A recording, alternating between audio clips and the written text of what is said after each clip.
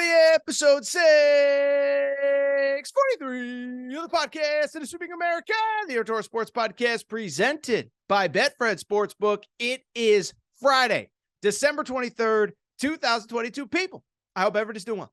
I hope everybody is having a great day. I hope everybody is ready for one final pre-Christmas episode of the Aaron Torres Pod. That is right. The holidays are here. Before I even get into today's show, let me say this. Thank you, guys and girls. Thank you so much. Thank you for everything that you do that allows me to do this show. I appreciate your support. I cannot thank you enough. And we got a quick, fun Friday episode to get you into the weekend, to get you into the holiday. Here's what you need to know. We're going to open. National Signing Day was obviously Wednesday. We're going to open with those Alabama Crimson Tide, baby. Nick Saban, 71 years old. He ain't slowing down. A historic National Signing Day for Alabama. From there, we'll hit on some of the winners and losers of National Signing Day. Thought it was a great day for Auburn. Thought it was a great day for Colorado, Oregon. Not such a good day for Notre Dame. Certainly not such a good day for my boy Ryan Day, who can do no right. We will discuss that. Take a quick break. Aaron right, Aaron wrong, and we will get out of here. Quick show, fun show. Again, cannot thank you enough for your support of the Aaron Torres Pod. Before we get started, I do want to thank our presenting sponsors, Betfred Sportsbook and the Betfred Sportsbook app. One, if you're watching on YouTube, you can see right behind me. You see that right there? New banners in the Torres studios. That is right, Betfred Sportsbook. Here's what you need to know about Betfred, okay? Started in 1967 in the UK. One of the most reputable sports books overseas has come to the United States. And they're not only the presenting sponsor of Aaron Torres Media, but also the Denver Broncos, the Colorado Rockies, and the Cincinnati Bengals. And here's why that last one is important. Cincinnati Bengals, Cincinnati in Ohio, January 1, 2023, literally a week from today. Well, 8 days from today. Legal sports betting comes to the state of Ohio. And Betfred is throwing the bash of the century. It's going to be insane, okay? This is what you need to know. Foaling Warehouse in Cincinnati. I know we have a lot of listeners in Northern Kentucky, in Cincinnati, in the surrounding areas in Ohio. All you got to do, click the link in the show description. You can DM me to get on the list. But the bottom line, Foaling Warehouse Cincinnati is going to be off the charts. They're going to have all-day betting contests to determine who the best bettor in the state of Ohio is. On top of that, I'll be there. On top of that, Hall of Famer Anthony Munoz is going to come hang out. And they're giving away 50 tickets to the Monday night game. So New Year's Day, Ohio legal sports betting, January 1 is a Sunday. We're going to watch football. And then Monday night is Bills at Bengals. Josh Allen, Joe Burrow in Cincinnati. You come there, you're automatically entered to win. They're giving away 50 tickets, 5-0, not 1-5. 5-0, 50 free tickets to the Bengals-Bills game, Monday Night Football. All you got to do, again, DM me or click the link in the show description. You're automatically in. You're entered. If you have any problems, you're telling me you know Torres, they ain't going to give you no problems. But Foaling Warehouse, January 1, 2023. It is the place to be, Northern Kentucky, Cincinnati. Come on up, come on down, come hang with Torres. I'll probably be doing a live show there as well. Thank you for your support. Come hang out with Betfred. They are throwing a bash to celebrate sports betting coming to Ohio. Quickly as well, I do want to thank Bracket Fanatics and BracketFanatics.com. By now, you know their story. Been working with Bracket Fanatics for years. They have been the host of the Aaron Torres March Madness Challenge. This year, NFL Pick'em every single week. We are coming down to the wire, but it is not too late to enter if you have not yet. All you got to do is go to BracketFanatics.com. Click Join Bracket. Bracket name is Torres and enter there. Automatically entered to win a $1,000 season-long cash prize. We are doing week-by-week winners. Every weekly winner gets a $100 cash prize. The most number of correct picks over the course of the season, you get a $1,000 season-long cash prize as well. And I'd be remiss if I did not mention the Week 15 winner, CDB Picks. CDB Picks won Week 15 with a bunch of correct picks. credit to CDB picks. Great week for that account. Now, make sure you get your week 16 picks in. Obviously, it started on Thursday night with Jacksonville and New York, but bracketfanatics.com, join bracket name Torres, tell him Torres sent you, $1,000 season-long cash prize, $100 weekly winners. Again, congrats to CDB picks on last week's winner. That said, let's get to the topic of the day. And the topic of the day, you guys and girls don't need me to tell you, it's National Signing Day. And listen, we'll do next week. I think we'll get back on track. We'll probably do like a mid-season college hoops thing. We're basically at conference play, as crazy as it sounds in college hoops. We'll obviously start to look at the college football playoff, which gets played next Saturday, December 31st. But over the last couple of days, the big story in college sports, specifically college football, has been National Signing Day. Did a little bit of a preview on Wednesday, and so I would be remiss if we didn't do kind of the recap overview here on the Friday Aaron Torres pod going into the holiday week, okay? So we're going to get into all of the winners and losers and storylines and who flipped here and what kid went there and what it all means in the bigger picture. But there is one school that we absolutely have to talk about to lead this because they just put on a recruiting clinic for the ages, okay? And you're probably not going to be surprised to hear who it is. But over this recruiting cycle and really over the last 48 or so hours, really Tuesday afternoon to Thursday afternoon, Nick Saban and Alabama had as good of a run as any school that I can ever remember. And so I know Alabama has had great classes before. And I know it's easy to always credit Nick Saban for everything. But I truly believe that Nick Saban from about Tuesday midday to Thursday midday had as good a run as anybody in recent memory, putting a cap on one of the great classes that we have seen in recent memory. And so, first of all, as a little bit of a backdrop, even going into this week, what's crazy is Nick Saban and Alabama had the number one recruiting class coming into the week, okay? Number one safety in America, Caleb Downs, was committed forever. Keon Keeley, a defensive end from Tampa, who was originally committed to Notre Dame. He's been committed to Alabama for a few weeks now. And so if Alabama had done nothing over the last couple weeks, or last couple days, excuse me, they still would have had the number one class in the country, and I don't think anybody could have even conceivably caught them. And so had Nick Saban done nothing, kicked his feet up, had a cold glass of whatever, and relaxed, Alabama would have had the number one class in the country. But you know Nick Saban. You know he's mad. He's always mad about something. He's coming off a disappointing season, and he went on a warpath specifically the last 2 days. So first off, Tuesday afternoon, Caden Proctor, number 2 offensive tackle in all of high school football from the state of Iowa, had committed to Iowa over Alabama back in June. Well, Nick Saban wasn't having that, okay? Over the last couple of weeks, we really started to see that Caden Proctor was maybe willing to open his recruitment. When Deion Sanders got the job at Colorado, he offered him. Caden Proctor had Dan Lanning, the Oregon head coach, into his home. But what was interesting was this past weekend, just a few days ago, Caden Proctor actually made a visit to Alabama while still being committed to Iowa. Why does that matter? It's because it was a dead period in recruiting, which means that he couldn't meet with the coaching staffs. He couldn't really do much of anything. And it was an unofficial visit that he paid for out of his own pocket. So when a kid is committed somewhere else, and you feel bad for Iowa fans, but this is just the world that we live in, committed somewhere else, goes to Alabama on his own dime, you know that's a good thing. And on Tuesday, he officially flipped from Iowa to Alabama, the number 2 offensive tackle in this class. And I got to believe, based on how that offensive line has played the last couple of years, Caden Proctor could be playing for Alabama very soon.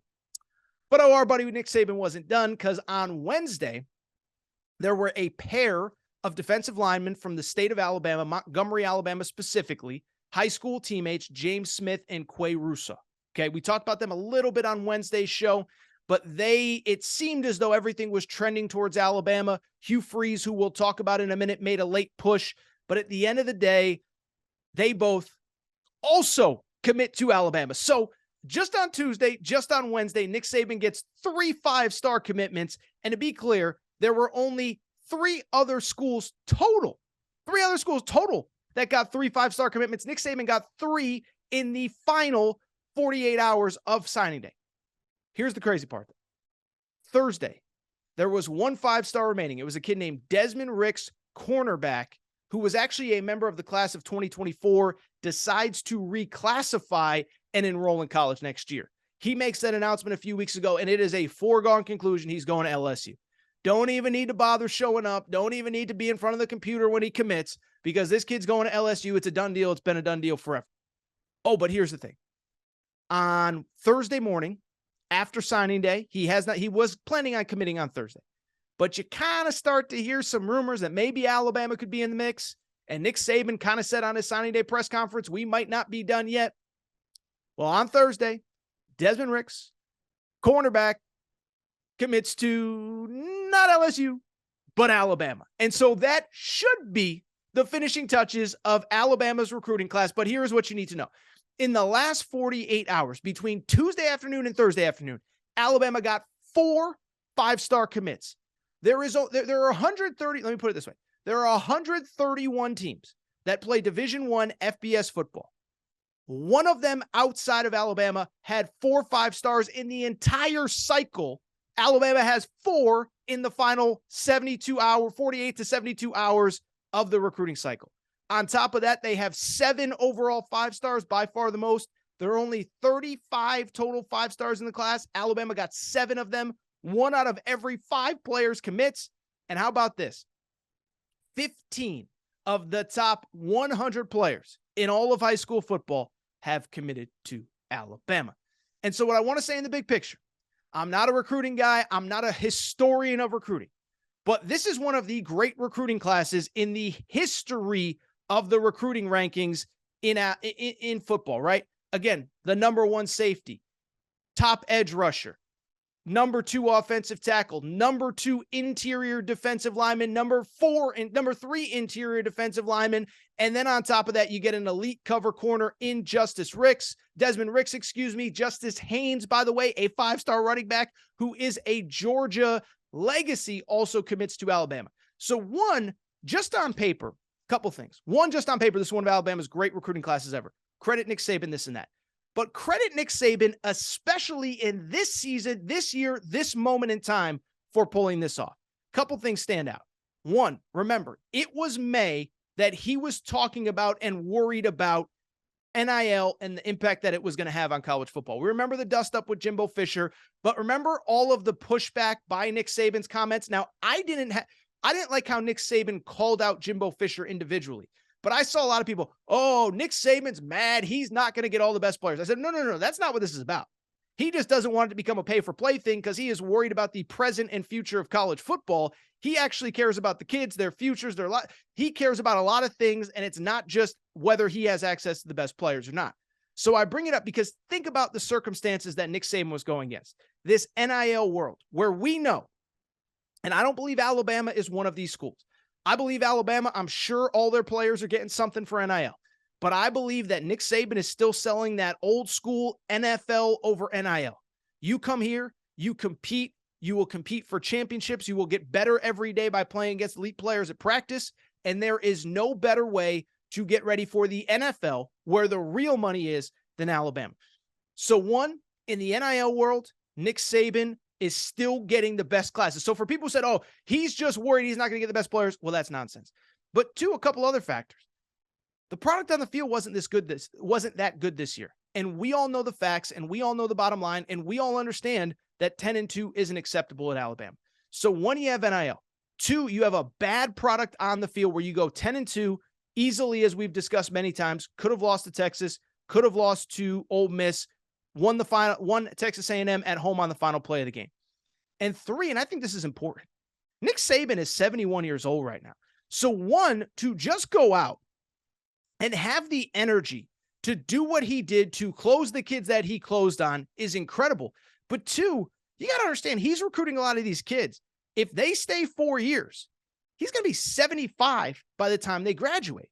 And so if you don't think other schools are using that against him in recruiting, Nick Saban ain't going to be there when you finish your college. Nick Saban ain't going to be there. He's not going to be there 4 years from now. If you don't think that Nick Saban dealt with negative recruiting in a way that he probably never has before for all of those factors, and he still closed out this class, that's why I believe it is one of the best classes that he has ever pulled off. And let me finally say this about Nick Saban. As I said a minute ago, Nick Saban talked about in May about NIL and where he didn't like where college football was going, where you just pay for the best players. And as I said a minute ago, I don't believe that NIL is the sole reason that most of these players, if any of them, are choosing Alabama. But why I bring it up is because when Nick Saban said all that, he got criticized and he got crushed and you don't care. You're just worried because you're not going to get the best players anymore. You're not going to have a monopoly. And so what I would say, and I've told you this before, understand one thing, that when Nick Saban tells you something is not for the best of college football, that it's going to hurt college football, he is saying that from a place of love, of concern, of care. He is a guy that cares about the present and future of college football long after he's gone. So when he says it's not for the health of college football, listen to him. But here's the other thing. Eventually, he's going to say it, but then once he acknowledges that this is how it's going to be, he is going to figure out the way to be the best at it, okay? Remember, offense, about 10 years ago, he said, I don't like where this is going. Too much speed, too many plays, guys are going to get hurt. NCAA didn't care, rules didn't get changed. What did Nick Saban do? Went out and hired Lane Kiffin, went out and hired Steve Sarkisian, went out and hired Brian Dable, Mike Locksley, and now he has one of the most explosive offenses in college football. So yeah, he was warning you, and then he took advantage of it, and then he became the best at it. The transfer portal, he said, I don't really like where this is going. I don't like that players are going to come and go.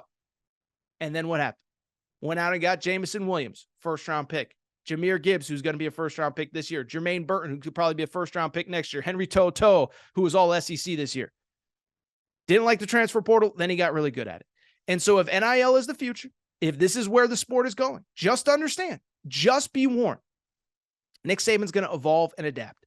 He might not like it. It might not be what he wants to do, but he is going to make sure that Alabama doesn't get left behind.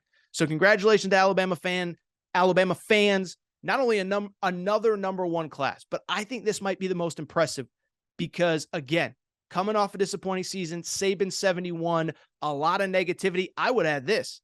I think a lot of that coaching staff isn't going to be in place a month from now. And so for Saban to get this done, I think was one of the best things, one of the best classes that he's ever had. Let's get to some of the other winners and losers from National Signing Day outside of Alabama. Alabama was clearly the big winner, but I want to hit on a few other schools, a few other news and notes. And before I get into it, let me just say this, right? If I don't mention your school, it doesn't mean that your school either wasn't awesome, good, bad, whatever, because most of recruiting was basically done well before signing day, right? Like Georgia basically got a commitment from one kid, but other than that, they still have the number 2 class in the country. They've had their class mostly locked up since the summer. So if I don't hit on your school, doesn't mean your school hasn't been doing well, but I want to focus on 5 schools, 3 of which I believe were big winners coming out of Wednesday, 2 of which were definitely big losers. So let's start with the winners. Positive vibes, glasses half full. And I would argue, and I did a whole segment on this on YouTube, which you can check out if you want some more in-depth stuff. I would argue that the single biggest winner outside of Alabama was actually their cross-state rivals, Auburn, and friend of the Aaron Torres pod, Hugh Freeze. And I'm not just saying it because he's been on this podcast before, but here's the bottom line with Auburn.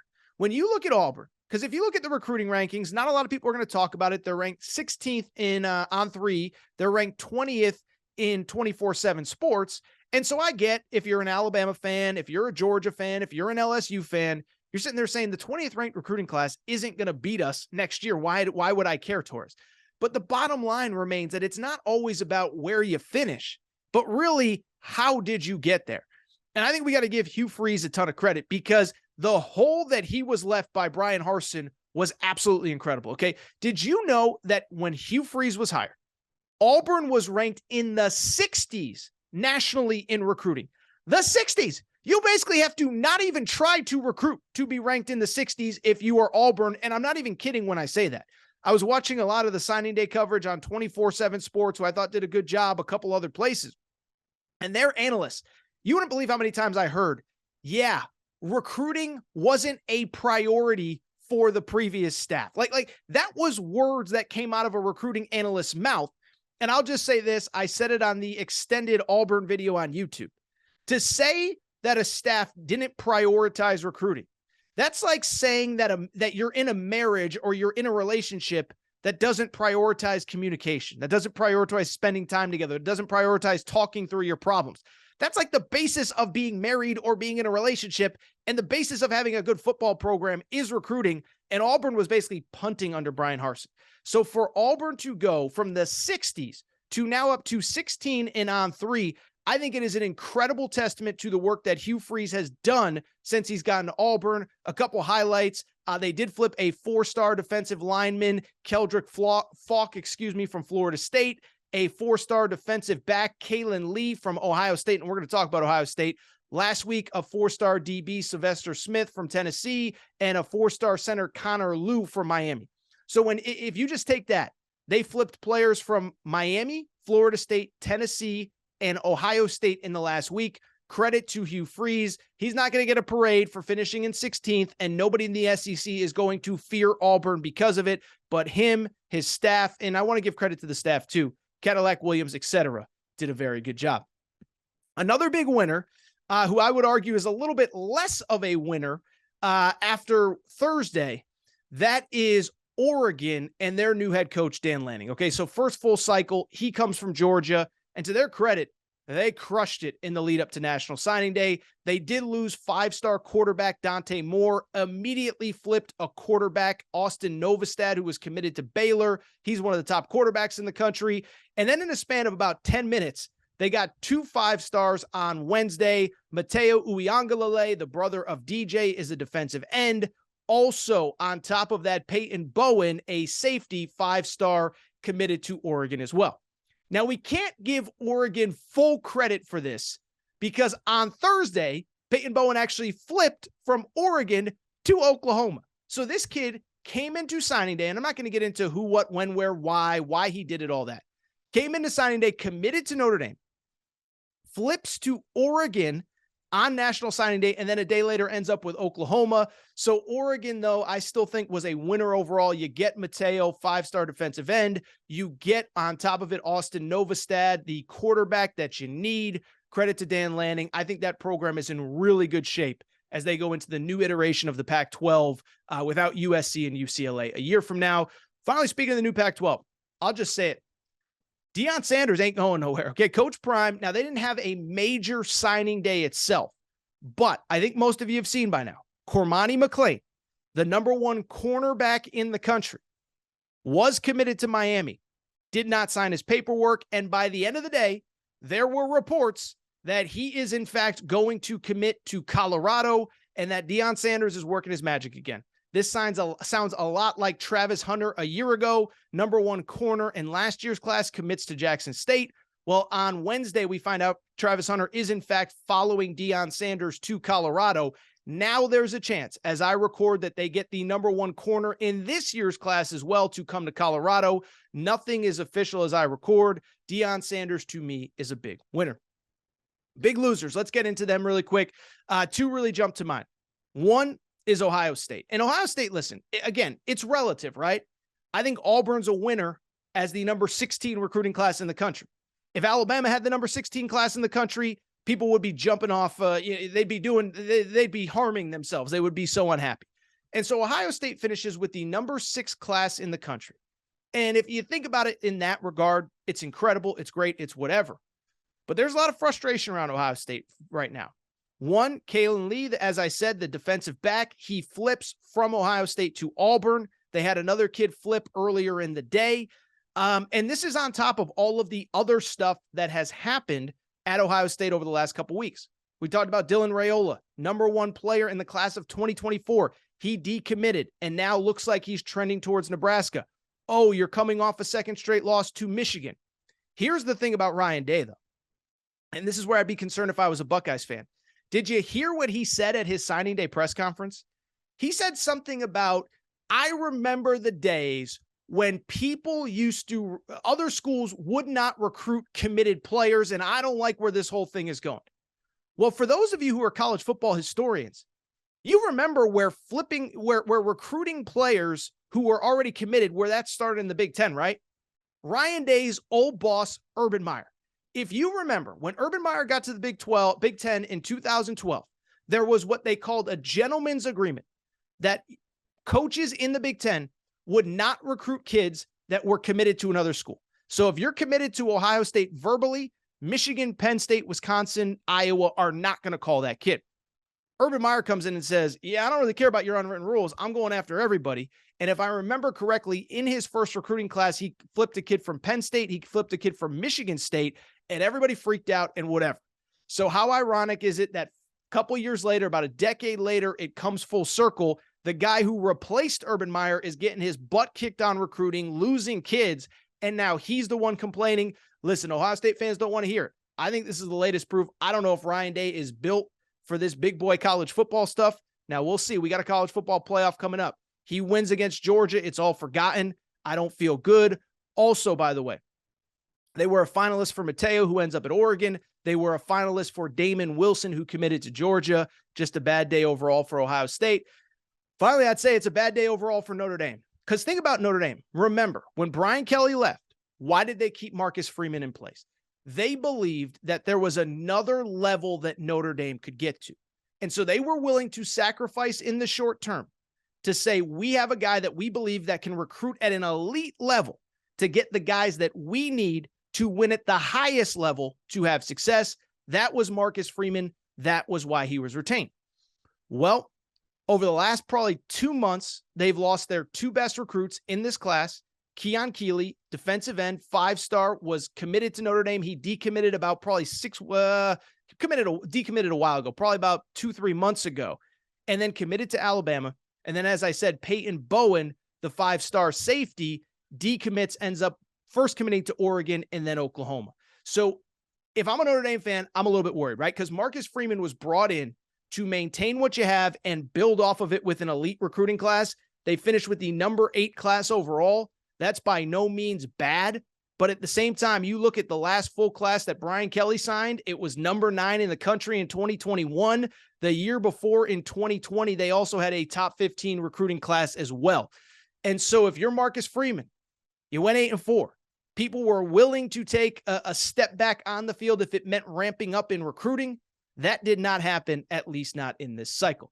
All right, this is what I want to do. I do want to take a quick break. I do want to come back, and I do want to wrap the show with America's favorite podcast segment, Aaron Right, Aaron Wrong. We're going to take a quick break. We will be right. All right, everybody. I'm back. Good to be back. Final segment of the show. Final segment of the week. Final segment before Christmas. So good to be back. And I do want to wrap, as we do with every Friday episode, where Aaron was right, where Aaron was wrong. By now, you know the drill. Stole this from my buddy Colin Cowherd. Colin does where Colin was right, where Colin was wrong every week. And I decided to bring it to the Aaron Torres Sports Podcast for one very simple reason. It is because nobody loves giving out strong sports takes more than your boy Torres. And when I get stuff right, I sure do love telling you. Torres said this. Torres said that. Should have listened to Torres. Why didn't you listen to Torres? Blah, blah, blah, blah, blah, blah, blah, blah. I never really shut up. Just one problem. I get a lot of stuff wrong too, and I got to own it. So that is why every Friday we do where Aaron was right, where Aaron was wrong.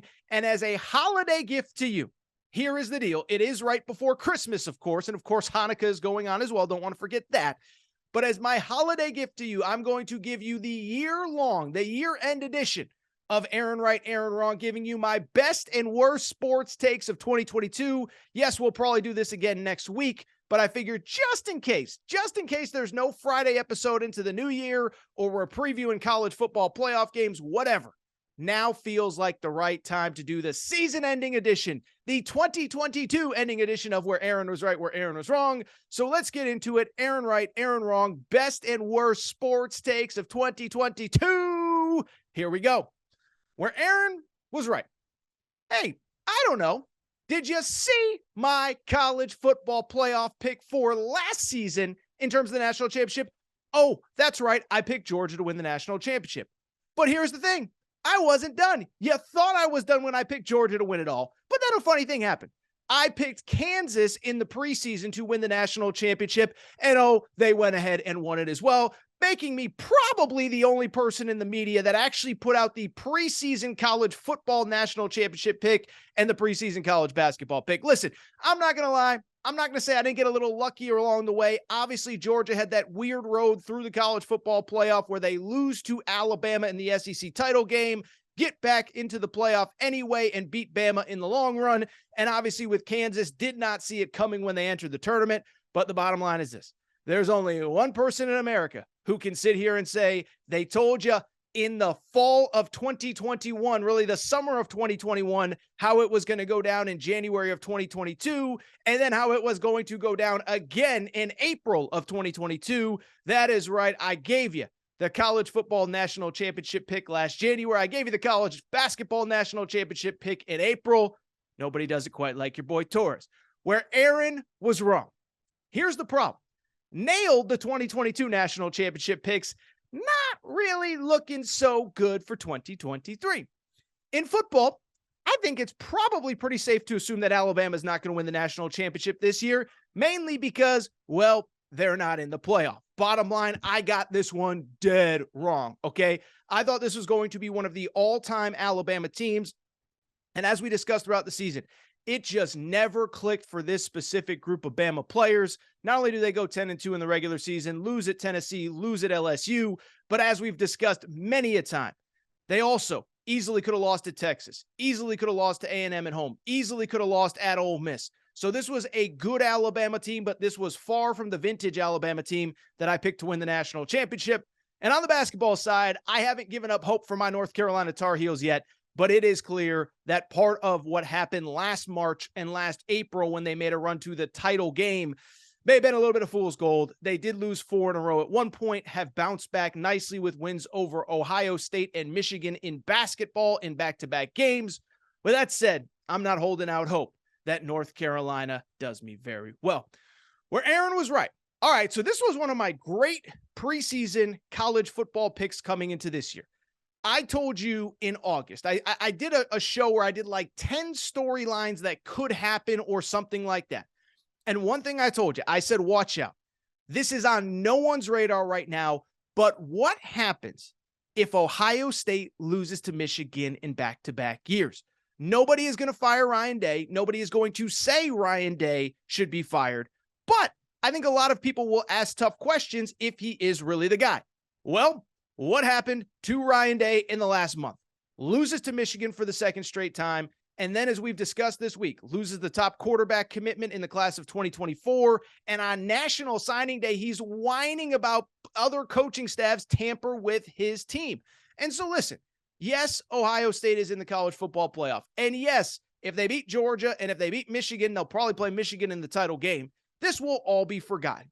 But as I always tell you, the show is today, and right now, today, I'm just telling you, I don't know if Ryan Day is cut out for big boy college football. We just discussed it in the last segment, but I told you in the fall. I said this is something nobody's talking about. Everybody expects Ohio State to bounce back, but what happens if it just doesn't happen? And that's exactly what happened. Ohio State goes 11-1, but the one game they had to have at home in perfect weather conditions, they get smacked by Michigan. And I think people more than ever are questioning if Ryan Day really is the right guy for the job. Where Aaron was wrong. The other side of that Ohio State-Michigan rivalry, listen, I said it and I have owned this one all college football season long. Last February, if you remember, it was literally like a day or two after Michigan lost in the college football playoff last year that the rumors start to circulate that Jim Harbaugh may be in line to get an NFL head coaching job, doesn't work out with the Bears, doesn't work out with the Raiders. And then in February, all of a sudden this stuff starts to ramp up with the Minnesota Vikings. He goes, he interviews for the Vikings job on signing day in February. Nobody can hear from him. Nobody can get a hold of him. And I said at the time, listen, I'm just telling you, the bottom line is I don't know how he regains trust back in that locker room from his coaching staff and his players. Well, I think it's safe to say I was pretty wrong. Michigan is not only 12-0, but I would argue this is the best, most complete version of Harbaugh's Michigan that we've seen. They are great on defense. They run the ball like the old days, and they have a quarterback that can make plays with his arm and his leg. We will do the preview of the college football playoff next week, but I think most of us really believe that Michigan is probably in very good position to beat TCU and play the winner of Georgia and Ohio State for a national championship. Can you believe that? Your boy was dead wrong. Where Aaron was right. Let's go to the NFL. And I'll say this. This was one. What is that? That's me. That's me. I picked up a scent. I noticed something in week 1 of the NFL season. I said, I just don't think something is right with Tom Brady. Now, remember, in the offseason, it's weird, right? He retires, he unretires, he shows up for camp, he leaves camp. Nobody can really get a straight answer. But once he comes back to camp, I told you in week 1, I said something just is not right. And even before he officially got divorced, I said, I don't think he really wants to be there. His family life is falling apart. The guy, and I think the important part that I hit on before a lot of other people, the guys that he went to Tampa with to prove a point. Remember, he leaves New England because New England doesn't think he's good enough anymore. So he goes to Tampa with Antonio Brown, Rob Gronkowski to play for Bruce Arians and prove a point. Then you look up, all of a sudden he gives up his family, pushes his family aside to keep playing, and he looks around and Gronk is gone. AB, for whatever you think of him as the dude off the field, was clearly somebody Brady trusted on the field. He's gone. You're playing for a defensive head coach in Todd Bowles, and we are seeing the trickle-down effect right now as Tampa is 6-8 overall going into this weekend. Now, look, they will probably win the division. They will probably make the playoffs, but it does not change the fact that something has not been right all year. It's clear Brady is over being in Tampa. I think he's probably over being an NFL quarterback. Listen, this guy, it's clear he wants to play forever. There's already rumors. Could he go to San Francisco? Could he go to Miami? Could he do this? Could he do that? I hope he retires. It seems like he's over physically. I think more importantly, he's been over it mentally. I told you back in week 1 and week 2, I said something is not right, and it has come to fruition as Tampa Bay is 6-8. This is, of course, the most regular season losses that Tom Brady has ever had. Where Aaron was wrong. In the preseason, this was my hot sports take for the NFL. I said Kansas City, the Chiefs, with Patrick Mahomes, I believe are going to miss the playoffs and potentially finish in last place in the AFC West. Woo! Well, as I record here, they are 11-3. They have already won the division, and they are running away from everybody in that division, obviously competing with both Buffalo and Cincinnati for the number 1 seed in the playoffs yet again. Now, I will say in my defense, I don't think anybody could have perceived or forgive me, they couldn't have expected the AFC West to be as bad as it is. Remember, coming in the season, we thought this was going to be one of the great divisions in the history of football. Well, turns out something ain't right with Russell Wilson in Denver.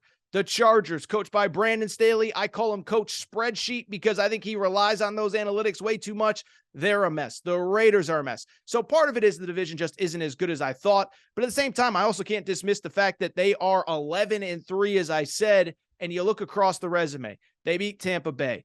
They beat San Francisco at San Francisco. They beat Tennessee when Tennessee was healthy. They beat the Chargers twice. They beat the Rams. They beat the Broncos. So the point I'm trying to make is I was dead wrong on the Chiefs. They are awesome. They are incredible. Listen, we'll see where the AFC Championship goes through, if you got to go through Buffalo or if it again will go through KC, but I was dead wrong on this team.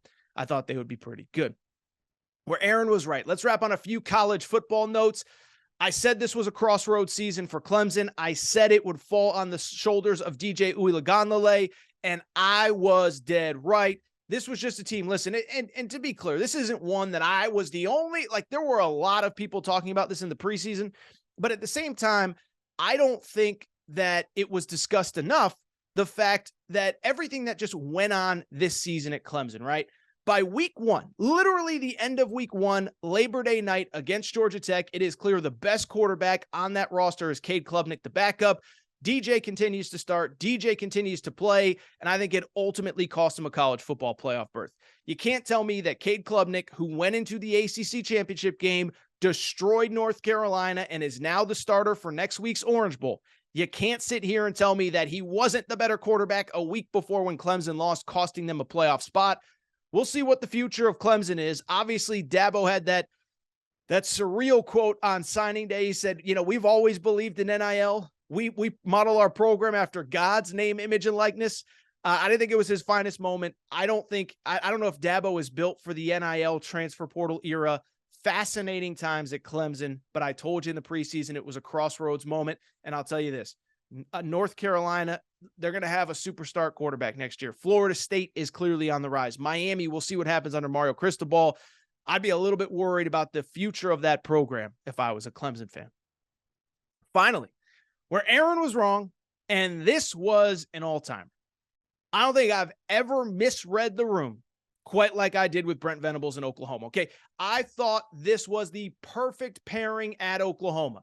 You have a very good offense and a structure and infrastructure left by Lincoln Riley. A bunch of really good wide receivers, a bunch of good running backs, a good offensive line. You bring in Dylan Gabriel. You bring in Jeff Lebby, the offensive coordinator from Ole Miss. And yes, the offense will look different, but it will still be very good. But here's the secret. Here's the difference. Brent Venables is going to clean up that defense. Just one problem. The defense was absolutely terrible this season for the Oklahoma Sooners. Remember, in the preseason, I said I thought Oklahoma would make the not only make the playoff, they would win a playoff game and make the national title because I believe the defense would be improved. Just one problem. They finished 120th out of 131 teams in total offense. And then in terms of points allowed, 100th, allowing 30 points per game. They finished the regular season 6-6 overall. They lose to K-State. They lose by 31 to TCU. They lose 49-0 to Texas and finish 1-3 down the stretch with losses to Baylor, West Virginia, and Texas Tech. I got to own it. I was dead wrong. Now we'll see what happens with the future of Oklahoma. Really good recruiting class signed by Brent Venables. They appear to have their quarterback of the future. A lot of really good pieces on defense. But Brent Venables has to get that thing cleaned up in a hurry, or that guy could very much be on the hot seat. All right, I think that's it for this episode of the Aaron Torres Sports Podcast. Before we get out of here, make sure you're subscribed to the Aaron Torres Sports Podcast, Apple, Spotify, Amazon Music, Google Music, wherever you listen to podcasts, make sure to subscribe. Make sure to rate and review the show. Go ahead, give us a quick 5 stars, hop on Apple, hit a quick 5 stars, really does help us grow. Make sure you're subscribed on the YouTube channel, over 17,000. We're closing in on 18,000 subscribers on YouTube. Very much appreciate your support. And also, make sure you're following all those social media accounts at Torres on the Hogs, Torres on the Vols, Torres on UK, Torres on UConn, Torres on Arizona, on and on and on and on and on. That is all for today's show. It is time for me to go, and let me say this. I hope everyone has had a happy Hanukkah so far, and I hope everybody has a Merry Christmas going forward. That is all for today's show. I will be back next week, probably Tuesday. Won't be doing a Monday show, won't be recording Christmas night, but I'll be back on Tuesday to discuss a lot more. That's all for today's show. Shout out to Torque. Shout out to Rachel, who hates my voice. Shout out to JJ Redick, you F-head. Unblock me, bro. I'll be back on Tuesday. We'll start looking ahead to the college football playoff. That is the Aaron Torres Sports Podcast. Merry Christmas, everybody.